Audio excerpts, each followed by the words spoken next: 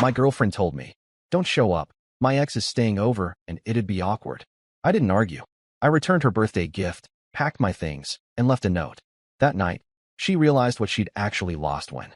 3 days ago, my life split cleanly into before and after, and the moment itself was so ordinary that it almost escaped notice. I was not snooping. I was not suspicious. I was doing laundry because Simone had left early for spin class and texted asking if I could grab her gym bag from the car and toss her clothes in with mine. That was the kind of relationship we had, or at least the kind I thought we had. Shared routines, shared keys, shared assumptions. The zipper on the side pocket was already half open. I reached in without thinking, expecting a sweaty towel or tangled earbuds, and my fingers closed around a phone that was not mine and not the one I had seen in her hand every day for the last 2 years. It was powered off, no case, no scratches, and no explanation that made sense. Simone was careful with her things. She hated clutter and duplicates. She hated complications. A second phone did not belong in her world, which meant it belonged in a part of her life I had never been invited into. I turned it on at the kitchen counter while the washer filled. The screen lit up without a passcode. No notifications banner, no lock screen photo, no effort at concealment beyond physical hiding. That should have been my first clue about how long she thought she could control the narrative. Messages populated as soon as the network connected. Names, threads, photos, calendars.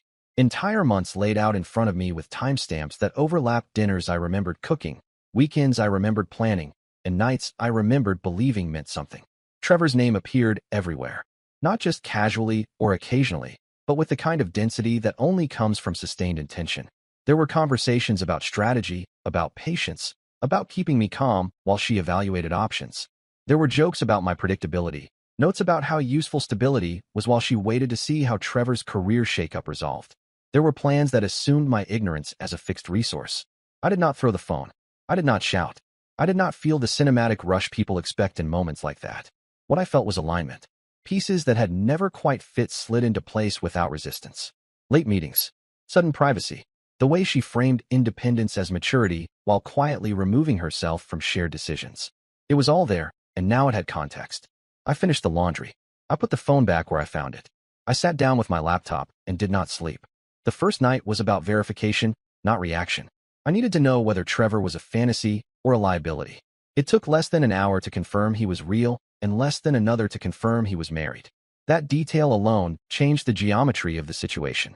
This was not a triangle. This was a structure built on multiple deceptions, all of which depended on silence and timing. By morning, I had retained a private investigator. I did not do this impulsively or emotionally. I did it because I understood that documentation would matter more than outrage. The PI was efficient, discreet, and unimpressed by drama. Within 24 hours, I had confirmation of Trevor's marriage, his address, his employment, and a pattern of travel that aligned neatly with Simone's unexplained absences. The second night was about extraction. Simone trusted technology in the way people do when they believe control equals security. Her laptop was synced to her cloud account. Her passwords were saved. Her files were organized but sloppy because she never expected an audit. I cloned everything. Emails, contracts, financial drafts, side deals connected to her real estate work that blurred ethical lines and crossed regulatory ones. She was not just unfaithful. She was reckless, and she had mistaken my calm for blindness. The third night was about sequencing. I mapped out who needed to know what and when. I did not rush because speed without structure only creates noise. The goal was simultaneity. No warning. No opportunity to reframe. No single thread she could pull to regain control. Every move depended on her being unavailable, distracted, and confident that the situation was contained. That was when her message arrived. She told me not to come over because her ex was staying the night and it would be awkward. The phrasing was almost generous, as if she were doing me a favor by acknowledging the inconvenience. She assumed this was a boundary I would negotiate or resent quietly. She assumed I was still playing the role she had assigned me. By the time I read it, the plan was already complete. I returned the birthday gift that afternoon. It had taken time to choose, which made returning it feel less symbolic and more procedural. The clerk processed the refund without comment. The money went back into my account, clean and reversible. There would be nothing for her to reinterpret later as lingering intention. I went home and packed only what belonged to me, not out of spite, but out of respect for clarity. Clothes, documents, personal items she had never touched. I did not take anything shared, because shared things invite shared stories.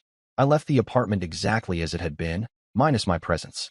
Before I left, I wrote a short note. Not an accusation. Not an explanation. Just enough to confirm that I had acted deliberately and without urgency. I wanted there to be no confusion about whether this was a reaction or a decision. When I closed the door behind me, there was no sense of triumph. There was only momentum.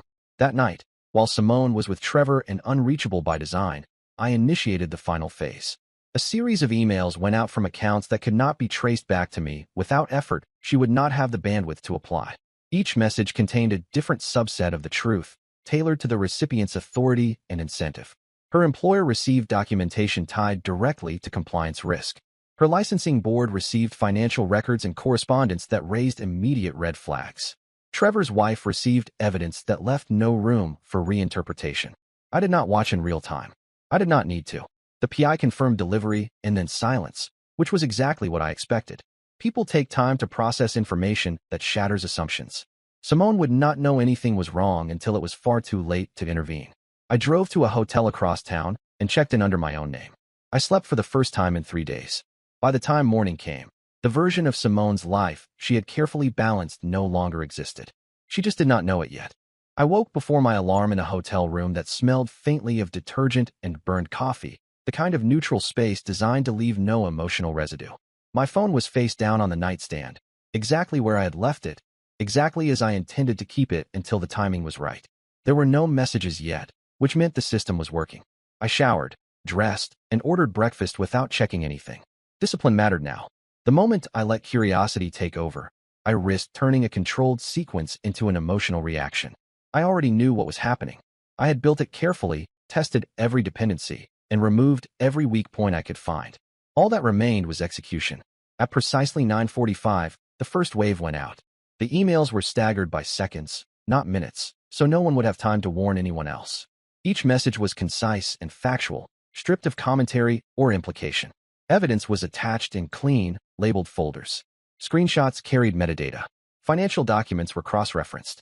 There was nothing sensational about any of it, which made it impossible to dismiss as malice. This was not an accusation. This was disclosure. Simone's employer received documentation showing undeclared conflicts of interest tied to properties she had quietly flipped through shell entities. The licensing board received transaction histories that raised immediate compliance questions. 2 of her largest clients received messages alerting them to irregularities that could expose them legally if ignored. Trevor's wife received a single email containing message logs, dates, locations, and confirmations that aligned perfectly with her husband's work travel. No single email destroyed her life on its own. That was the point. Each recipient had their own reason to act, independent of everyone else. Even if Simone managed to talk to one person quickly, the rest would already be moving. By 10 o'clock, my phone began to vibrate on the nightstand. I did not pick it up. The PI sent a short update through the encrypted channel we had agreed on. Trevor's wife had opened the email within 3 minutes. She had not replied. That silence meant she was not confused. It meant she was reading everything twice. Another update followed. Simone's office had flagged the message internally and escalated it to legal. No call yet, but that would change. Organizations do not ignore exposure. They contain it. I finished breakfast. The eggs were overcooked. I ate them anyway. By late morning, Simone's phone was lighting up with missed calls she assumed were from me. She had learned over time that I tended to reach out when I was unsettled. That silence from me usually preceded a conversation she could manage. She misread the pattern because she had only ever seen one version of it. She did not answer. She was with Trevor, insulated by the belief that whatever was happening outside that apartment could be dealt with later. She believed the world would wait for her to finish deciding. It did not. The first confrontation came earlier than I expected. The PI reported movement at Simone's building just after noon. Trevor's wife arrived without warning, without restraint, and without any intention of discretion. The security camera footage showed her pacing the lobby, phone in hand, visibly shaking. She was not crying. She was focused. The desk attendant called up to the apartment. Simone answered. The update that followed was brief but vivid. Raised voices. The sound of something being knocked over. Trevor attempting to intervene and failing. Neighbors opening doors. Phones recording. This was not a private reckoning. This was exposure. I sat on the edge of the hotel bed and stared at the wall while it unfolded. I did not feel satisfaction. What I felt was confirmation. Systems collapse loudly when pressure is applied evenly. Minutes later, Simone's employer called her personal phone. When she did not answer, they called again. Then they left a message instructing her to come into the office immediately. Not later. Not tomorrow. Immediately. That word carries weight when it comes from legal departments. Her father called next. That voicemail, according to the PI, was not loud or emotional. It was controlled and furious in the way only long disappointed parents can manage. He did not ask what was going on. He told her to call him back right now. She did not listen to any of it until Trevor's wife left. When Simone finally checked her phone, the illusion shattered all at once. Missed calls, voicemails, emails marked urgent, notifications stacked so high the screen lagged. She scrolled frantically, trying to identify the source of the problem, and failed because there was no single source. She called me. I watched the call ring out on my screen without answering. Not because I wanted to punish her, but because timing mattered. She needed to reach out to others first. She needed to hear the truth from mouths that would not soften it. She went to her office. By the time she arrived, security was waiting. She was escorted to a conference room and told to sit. She was not fired. Not yet. She was informed that she was being placed on administrative leave pending investigation, effective immediately. Her access to internal systems was suspended. Her badge was deactivated while she was still holding it. She tried to explain. She tried to contextualize. She tried to frame the situation as a misunderstanding driven by a personal dispute. The attorney across the table did not respond to any of that. He slid a printed copy of one of her own emails back toward her and asked her to explain the transaction highlighted in yellow. She could not. By the time she left the building, she was shaking. Trevor did not stay with her. He had his own collapse to manage. His wife had already contacted a lawyer. His employer had been notified of the situation. The version of him Simone thought she knew was a performance maintained under very specific conditions. When those conditions disappeared, so did he. He left while she was at work. When she returned to the apartment, his things were gone. That was when she came to me again. This time, I answered. I kept my voice neutral. I told her I had been hurt by her message the night before and had needed space. I told her I did not understand why Trevor had been there and that I felt humiliated by the way she dismissed me. I said nothing about the emails. I said nothing about the investigation. I let her fill the silence with confession. She talked without structure, jumping from topic to topic, trying to assemble a narrative that would make sense of what was happening. She admitted the affair. She admitted she had been indecisive. She admitted she had underestimated the risk. She did not admit malice, because she did not see herself that way. I told her I wanted to help. The relief in her voice was immediate and dangerous. She latched onto the idea that I was still on her side, that whatever was happening could be stabilized if I stayed close. She did not realize that the version of me she was clinging to no longer existed. I told her to come to the hotel. When she arrived, she looked smaller than I remembered. Not physically, but structurally. The confidence she used as armor had cracked, and everything underneath was exposed. She talked. I listened. I asked careful questions framed as concern. I told her we would figure things out together. While she slept that night, exhausted and emotionally wrecked, I forwarded another folder to myself. Passwords she typed without thinking. Names she mentioned casually. Timelines she corrected out loud. The destruction was not over. It was just becoming efficient. The week that followed unfolded with a precision that would have terrified Simone if she had understood it, but she did not. She was operating on adrenaline, fear, and the belief that proximity equaled safety. She thought the worst had already happened. She was wrong. I became her anchor by design. I answered every call. I returned every message. I adjusted my schedule to be available whenever she spiraled, which was often. I framed my presence as loyalty earned through shared history rather than something conditional. That framing mattered because it disarmed her. People confess more freely when they believe they are being forgiven. She moved into the hotel room with me on the second night. Not officially, not with bags or declarations, but functionally. She needed somewhere neutral where the walls did not feel like witnesses. I let it happen because shared space accelerates dependence. Dependence creates access. Her job placed her on leave by midweek. The email arrived while we were eating takeout at the small table by the window. She read it twice, then again, her expression flattening as she realized the language was not temporary or exploratory. This was procedural. The investigation had momentum and direction. She asked me what she should do. I told her to breathe and document everything. That advice seemed supportive.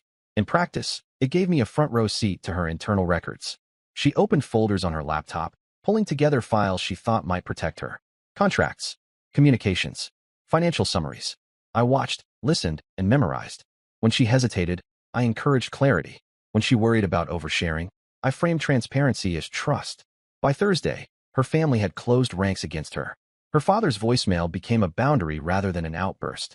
He told her not to contact him until she had retained counsel and taken responsibility for what she had done. Her mother stopped answering entirely. The isolation deepened, and with it, her reliance on me. Trevor was no longer part of the equation. His wife had filed for separation. His employer had suspended him pending review. He attempted to reach out to Simone once, a single message that went unanswered because she was sitting beside me when it arrived. She deleted it without comment, eager to demonstrate allegiance. I noted the time and content. Throughout the week, I played the role she needed. I was steady when she panicked. I was practical when she catastrophized. I reminded her to eat, to sleep, to shower. These details mattered because they reinforced the illusion that I was invested in her survival, not her exposure. She began to tell me things she had never intended to share with anyone. Not because I asked directly, but because she wanted to be understood. She explained how the real estate deals had started small, how exceptions had turned into habits, how she had convinced herself that temporary shortcuts would never be noticed.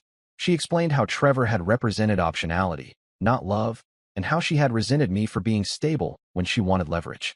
I did not challenge any of it. Judgment would have shut her down. Understanding kept her talking. By Friday, she handed me her passwords without hesitation. Email, cloud storage, financial apps.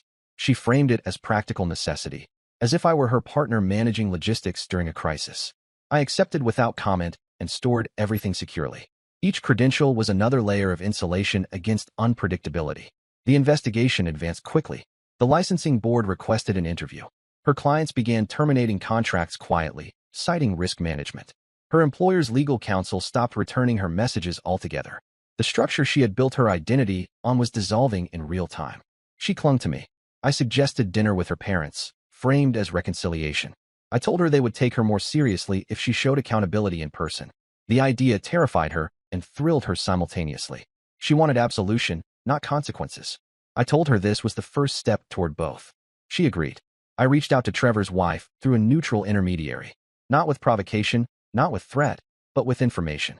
I told her there would be an opportunity to confront everything in one place, with witnesses, without intermediaries who diluted truth into strategy.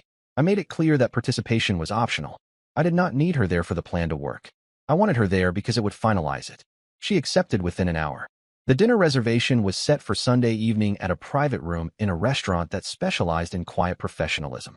No spectacle, no chaos. Just enough formality to keep emotions contained until containment failed naturally. Simone believed the dinner was for her parents only. She believed I had arranged it to help her rebuild bridges. She spent the afternoon preparing an apology she thought would sound sincere without being self-incriminating. She practiced accountability without exposure.